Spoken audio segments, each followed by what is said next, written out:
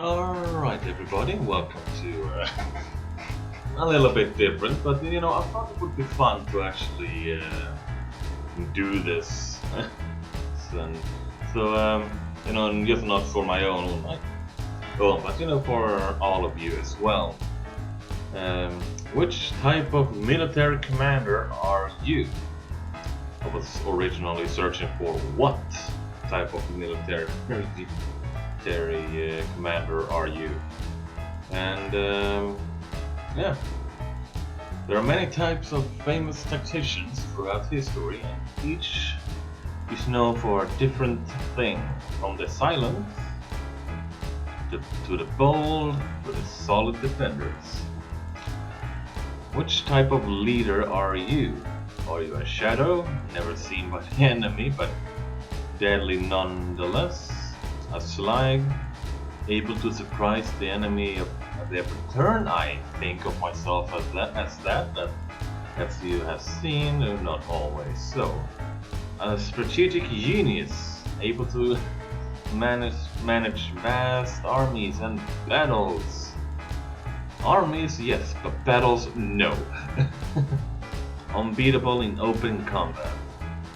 An unstoppable force blitzing through the enemy lines, or an immovable object able to defend against overwhelming odds. Fighter. This is created by Kaiser the Roll. See that there? And this looks like pasta and something with no meat in it, so I'm not too interested. I don't want to spoil the next question, so what is the most important thing in battle? Well, this is quite a question. I mean, we start with this one. I mean, there's a lot of examples in history that shows that just because you have the numbers doesn't mean that you're gonna win. Organization. Yeah, it's good to have a well-oiled army. That knows what it's supposed to do and all that. And I'm thinking of something else that I can't really put on my tongue correctly, but knowing where everyone should be and all that, everyone knows their place.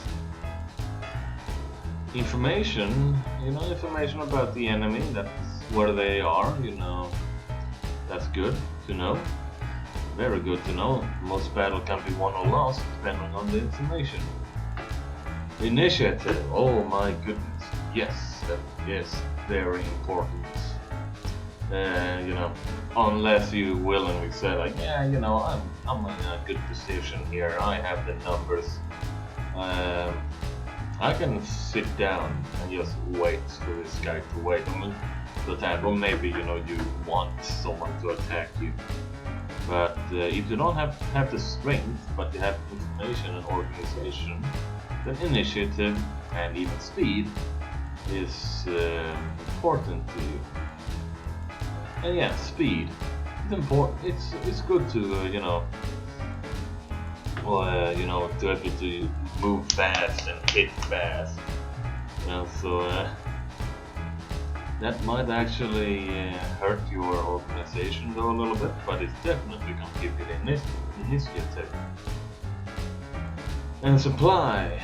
I can think of one battle that has the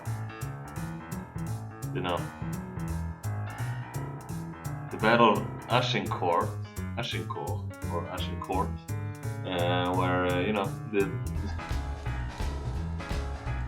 am I going with this? Yeah, I mean, supplies are good too, and that kind of goes into organization. But I mean, it really depends on what you're going for. But me personally, gonna have to say, I want to say initiative, but I do believe actually that information is the most important thing there is. Because if you have this, you can choose to take this, you know, and that will nullify everything else. But if we go by Total War terms, because I'm never gonna go out and go outside my door and start my command and get to an army. So in Total War terms, initiative, but information definitely would take that one. I'll actually do this twice just to see what happened if I were to actually take information. Question number 2. What trait do you seek to cultivate most in your men? Aggression. Do you really want a bunch of aggressive men in your army? Yeah. I want my men to be able to push themselves until victory is at hand. And that could be useful. That goes into the speed, actually, and the initiative. And, you know, men that are willing to just beat the shit of the enemy. You know? Discipline. This is the organized army which is the most effective in the battlefield. Yep. Discipline, you know, follow orders, do as they told. Adaptability, that is a very important general trait, you know, being able to adapt. You want your men to be able to quickly react to situations and come up with clever tactics of their own on the battlefield. That's something more I would like to see, you know, the commanding officers take.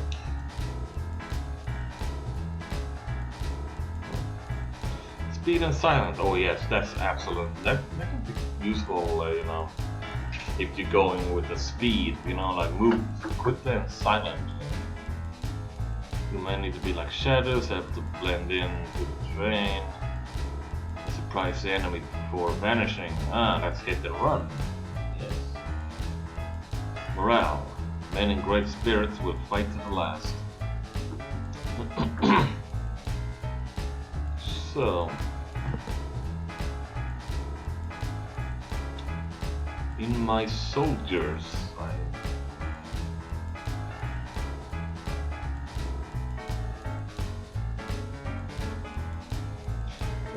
yeah, in my soldiers, I would definitely want this.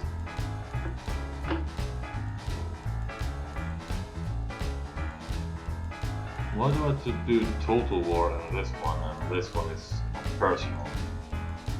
Never mind, we will get there. Out of these options, who is your favorite military leader in history?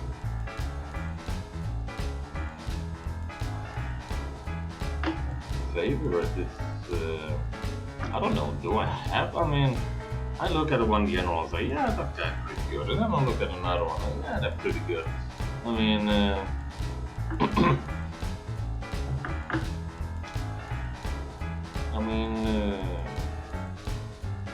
Pattern, I don't really know. I mean, he's the aggression, really. Well, bang! I don't even know what the hell this is, or Erich Ludendorff, that's the German general from World War I, I think. He was a supporter of Hitler during that coup he tried.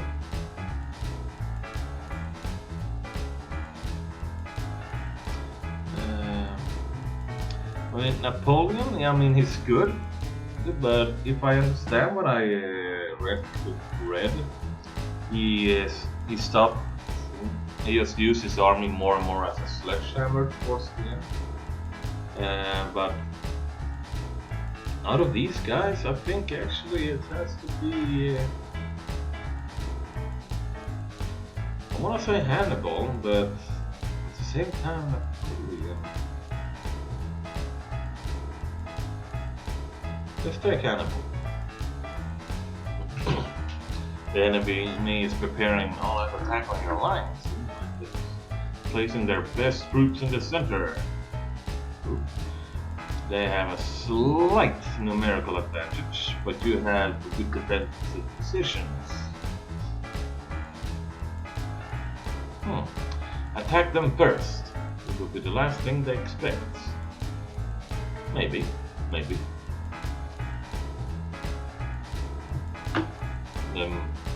I mean, I have good defensive positions, why not use them? Reinforce the lines, secure the flanks, let them come. We are prepared. Retreat and fight another day. I have good defensive positions, but I am maybe wearing down a bit first. Then strategically, but their strategic location isn't worth the potential losses. So it isn't.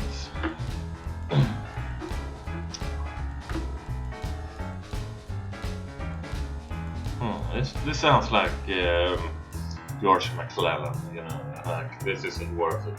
I mean, you know, like the 7 days where they like fought and fought, then he withdrew and then fought again and then withdrew. I mean, that's just wearing the soldiers down. Like, come on, attack us again.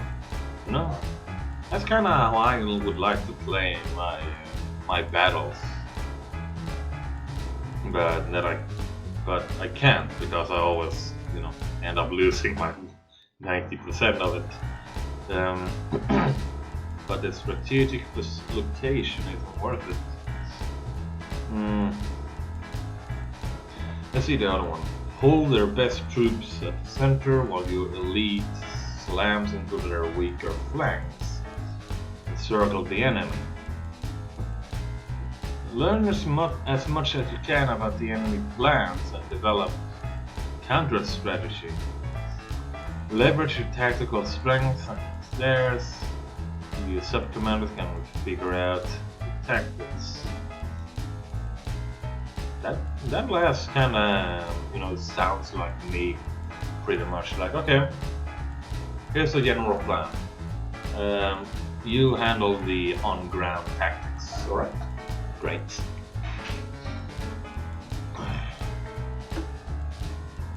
Counter strategy. I think my counter strategy in this case would have been, you know, let him slam into you and then slam into them after they exhaust themselves. You know, like second menaces. But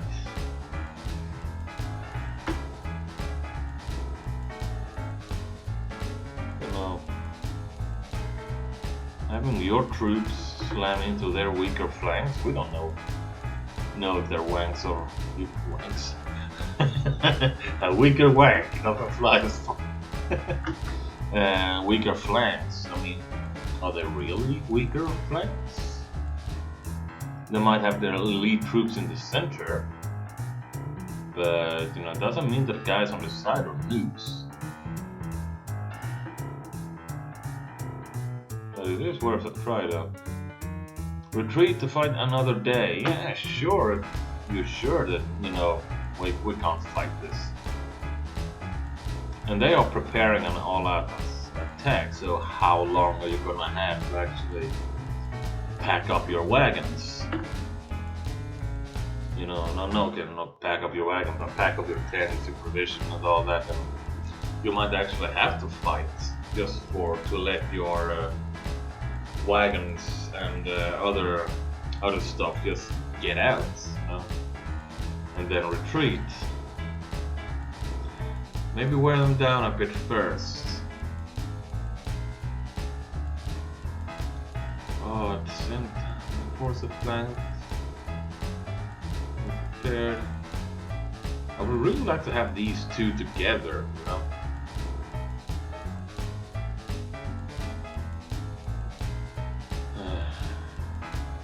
Difficult. I'm gonna go with this one. And with this one, I am gonna combine this with this.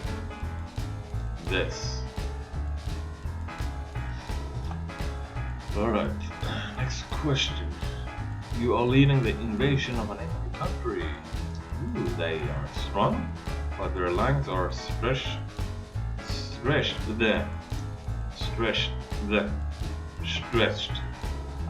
a little thin. How do you advance?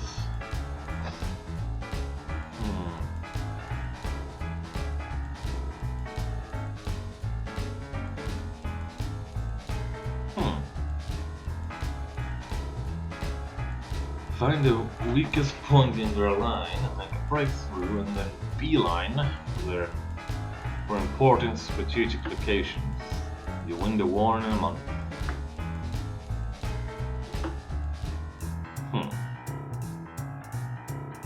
At the same time, if you break through and you go straight for a location and you wait there. Okay, I think they mean in like World War II, but you know, still. Create discord in their forces, sneak troops behind their lines, harass their units, and whittle down their support. Then attack when they are weak. Good work. Fight and hold. Create a strong front line and slowly advance into their territory. It will take a while, but it's low risk.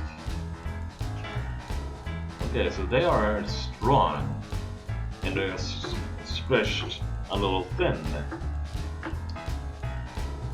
I guess that I am the weaker party then.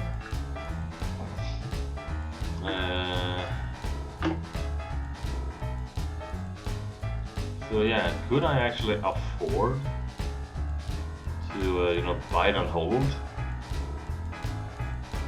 I mean, I'm gonna have to, attack a little there, attack a little there, attack a little there.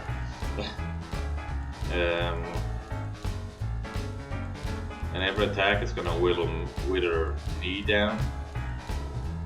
I am the one who's gonna have to attack, as I am invading their country. And after a while, I am gonna get weaker and weaker and weaker. So after a while, they can just counterattack. So I don't think that's a valuable option right now. The first one so far is create discord. Oh, this one could be useful too. Force the enemy into a decisive battle and defeat them there.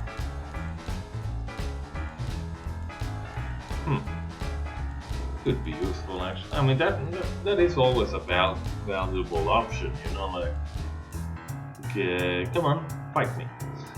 I think that's what Lee's objective in the Gettysburg campaign was, just force the enemy into a offensive battle while he took up the his objective was to fight a defensive battle somewhere near further north. And so yeah, this is actually, they are stronger though. They are stretched a little thin, but if we want a decisive battle, we're gonna have to have a lot of their troops to actually on the field to destroy for it to actually matter. Destroy the capacity to wage war, cut supply line, destroy factories, and build up your own forces. Then lure them into an ambush or ship several, defeat an out-depleted enemy army.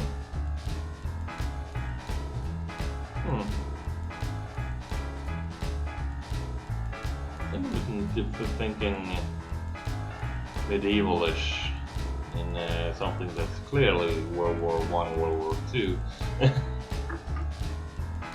Yeah, I mean that's this actually. viable option too, no? Lure them into an ambush? Absolutely. If I can find an ambush, then sure. Just that the damn AI always finds them. That's so annoying.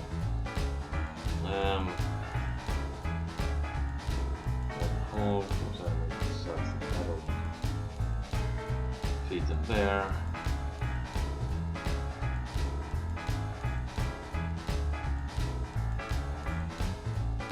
I mean, this one, do I actually just want to break through and just go for important locations? I mean, they're gonna converge on me and I am in enemy land. And that will actually, in that case, this will actually, combine into this one. So,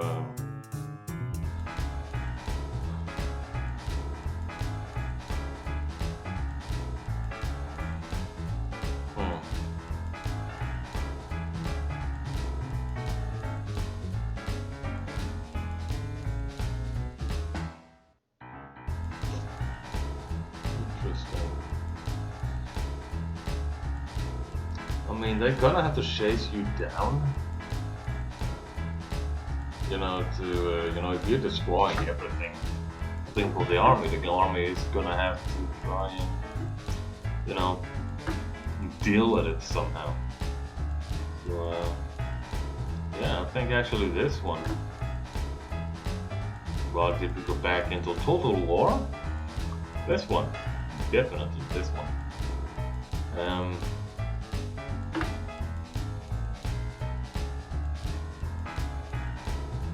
I'm gonna go with my total war mindset on this one actually. Your offensive is going well, but your dangerous low supplies and you're stretching your lines a bit too much.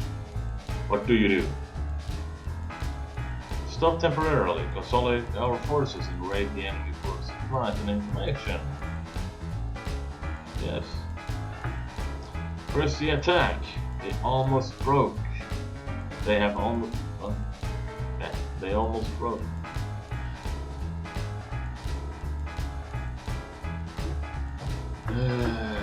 Play up a big attack and retreat on cover of darkness, laying absolutely down and camps.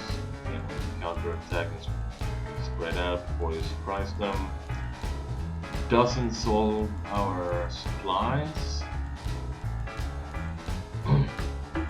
Pull back and refortify your lines. Not worth it. I think I'm gonna cross that one in actually right now.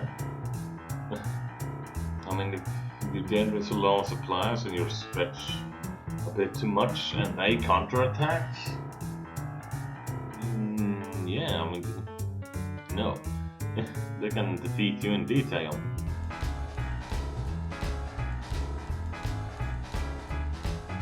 Figure out what the enemy is trying next. If they plan a counterattack, pull out. If they're in chaos, keep going. Probe their units for supplies and information and try to lure them into a trap.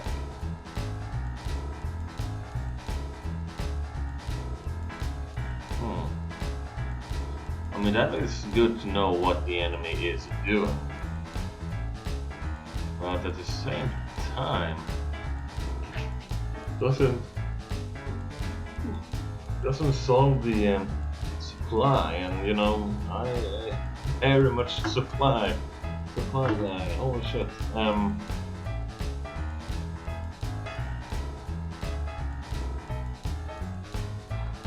It's a good one though.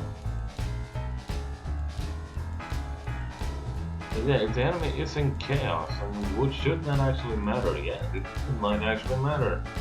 Sure, that might actually get very soldiers together and, either form a defensive line or attack, counterattack.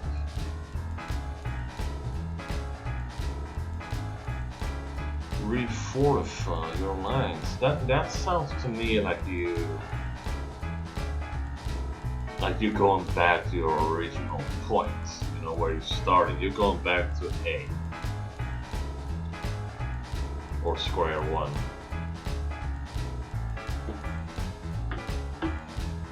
This one though is also good. This is probably what I would have done.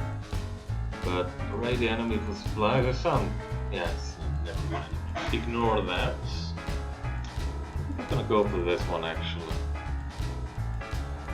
When you think about it. No thing. Yeah. Over darkness. That could actually be. I mean, that might actually hold them in place for a while. You know, if they expect you to attack and they, you know, yeah, sure, come at us, sure. What big boy, I suppose.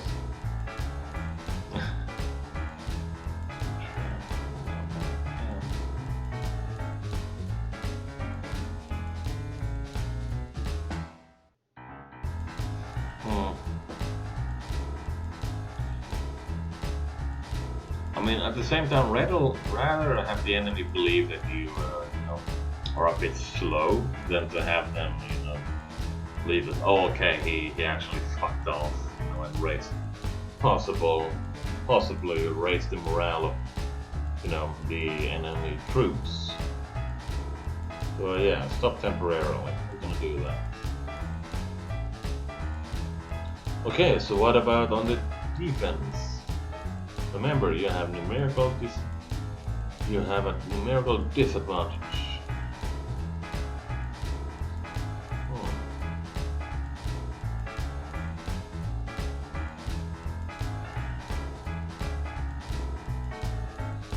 Harass the enemy forces as much as possible. Raid their supply lines. Force them to pay for every town liters of blood. Already there, you know, numerical disadvantage. And generally make their lives hell. Force them to stick to the roads and limit their options. That's quite useful actually. Hold them while you consolidate your best forces at their weakest point. Then counterattack. This to me sounds like a defensive battle where you wither them down and then counterattack, like Second Menaces. Force them into a series of battles, then cut them off, encircle and destroy them. Hit and run, alright. Retake and or hold any key strategic objectives you can, fortify your lines, and gather intel on their operations. Decide your next move.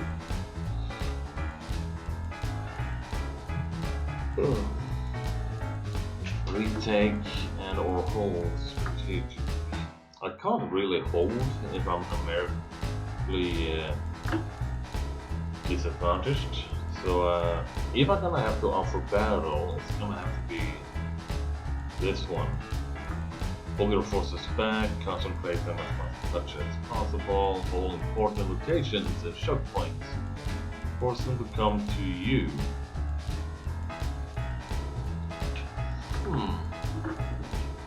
I mean, either this one, or this one. You're gonna fight on your terms. All important locations and choke points. Force them to come to you.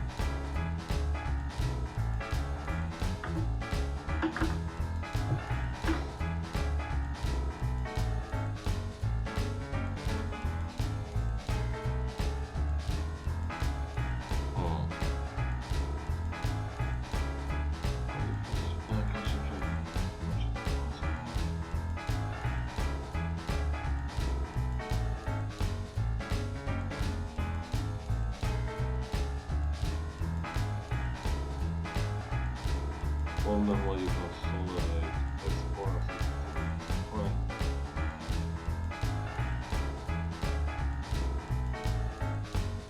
I mean, if I have to offer battle, I probably wouldn't go for this one.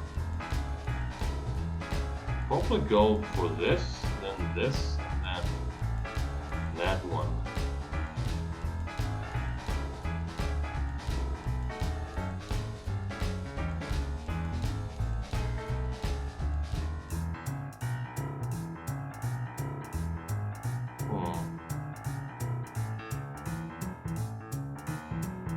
Well, yeah, just have like battle harassments. Fight a little and then pull back, and then fight a little more and then pull back.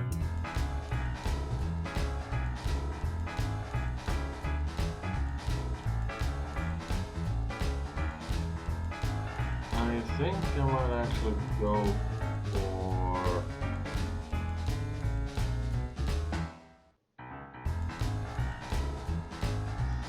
Oh, this is horrible.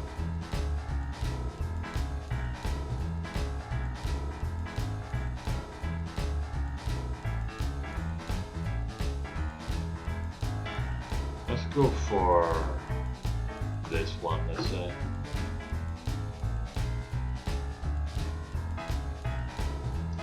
The lines are at a stalemate, both sides are dug in, and morale and supplies are slowly dropping.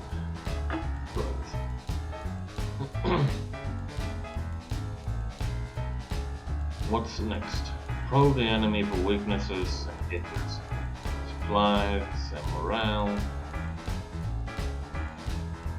Stay put, reinforce and wait them out.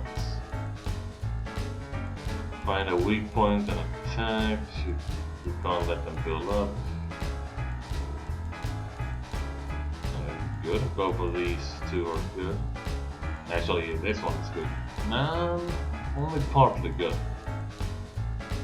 Find a weak point. Oh, that one. Call for a meeting with the enemy commander. Perhaps now is the time for peace. You're a general, you don't decide that. Not unless you're a king and the enemy king is over there.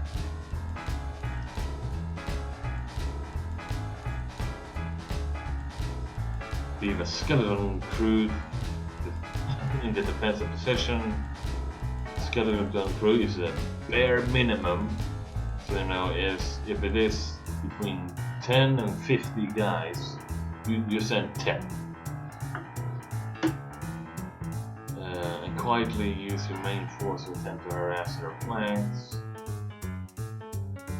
There's no flank in a trench warfare, is there?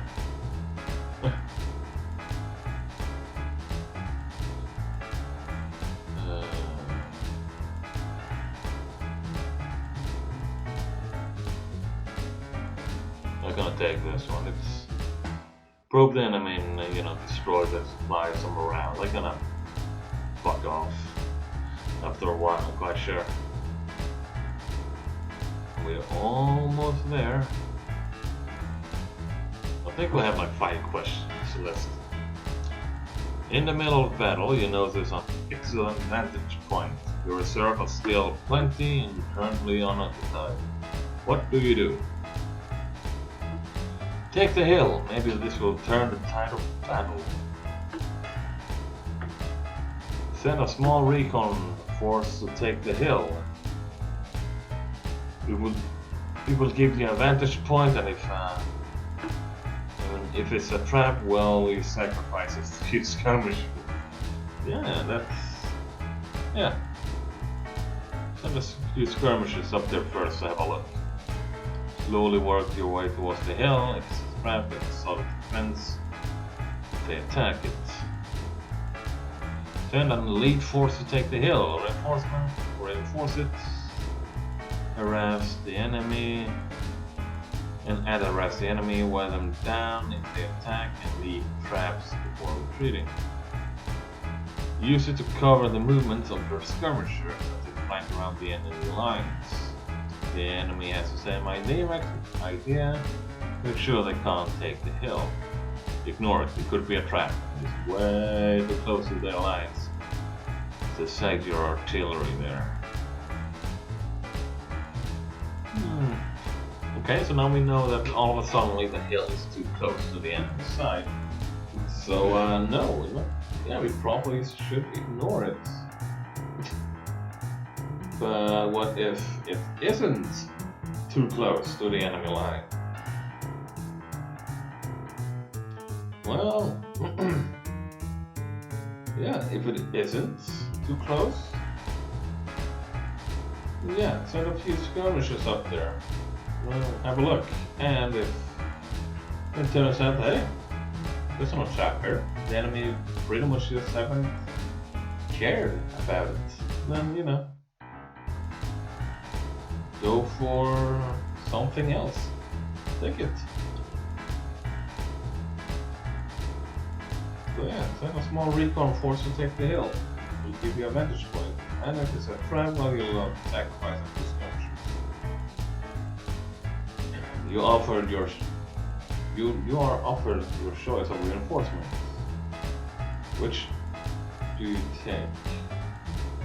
I am an infantry boy. I am better with infantry than, you know, cavalry, which I want to be better at.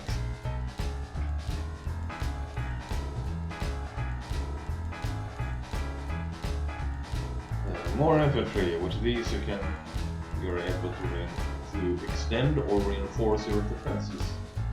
More supplies. It becomes a battle of attrition. You will be the victor.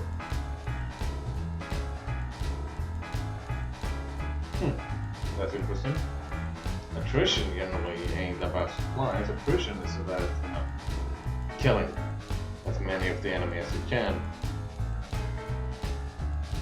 An armored division with mechanized infantry and support would punch a hole in the enemy lines. A unit of paratroopers raid the enemy supply lines and find out what they're planning. Very good. That's actually perhaps the best thing you can go for. Assassins, spies, and recon units cause chaos amongst the enemy. Combat engineer. You can literally undermine the enemy. I'm second guessing this now. I mean the paratroopers are gonna be isolated, so if the enemy has enough troops to actually just pull out a few of them, then these guys are gonna be on their own. But at the same time, I mean, reinforce and extend or reinforce.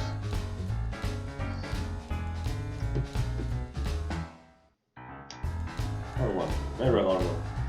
Okay, no, that's hard. It's another one up there, but you know.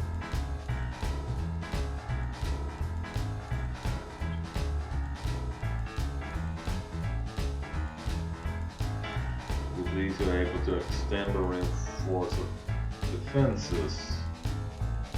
I mean, if they attack, that will be useful.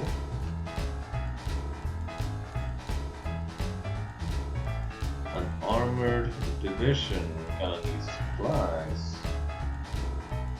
and it's mechanized infantry.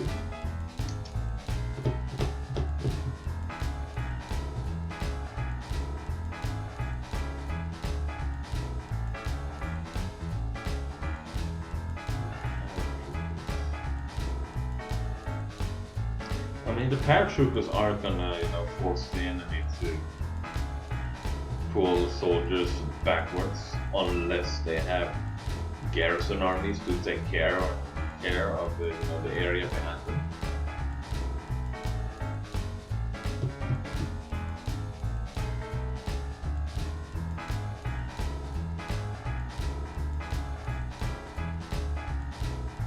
I think actually this was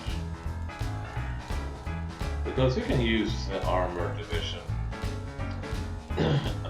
as reinforcements as well. You know, you can have them with the back, you know, send them over where it's needed. And if you spot an opportunity, then you can, you know, attack with them. So, you know, they're versatile. They can be where they need to be fast, and they can keep going, you know, to exploit any advantage that an attacking enemy might have, or that the defending army might have made. So, okay, let's go for an armored division.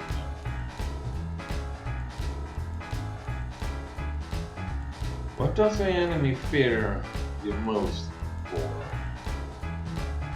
My ability to do the unexpected and seemingly impossible. They will never know what I'm up to, but I always seem to know their plans. my stuff. I mean, yeah, that's what I want to be known for, you know, so just do something weird shit.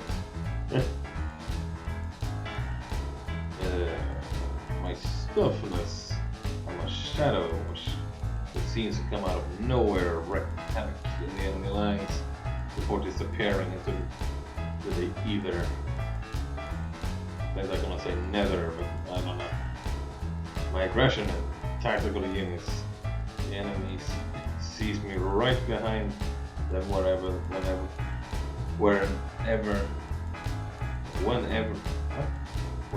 they turn. Oh yeah, okay, I get it now. Whenever they turn, I cannot be stopped. Invulnerability. No matter what they throw at me, I remain on the battlefield. The discipline and strength of my armies. My men are the best in the world, each worth 3 of the enemies.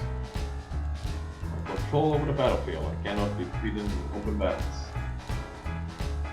You know, kind of this one and this one. But I think this one actually. And here we have some more quests. Quests if you want to do it. Conquer 3. Never played that, so I'm not gonna do it. Okay, so let's see what we will become. Aggressive. Yes. I like to fight my battles aggressively. You get in the enemy space and don't stop until victory is at hand. You're all about initiative, keeping the enemy on the back foot, maintaining pressure, limiting their options, and removing their ability to fight back. You're great against inflexible defenders, but can suffer if you don't have supply advantage or end up pushing too far. Such leader includes Urban Rummel, George Patton, William Tecumseh Sherman, and Robert E. Lee. Interesting. Yeah, Lee was one of the guys that I thought about, which generals are my favorites, and here he shows up. And yeah, I try to fight my battles with as much that. I try to be as aggressive in my battles as I can be. So, speaking of which, I have not fought a multiplayer battle in ages, so I'm gonna be a little timid if I ever get my ass over to do so.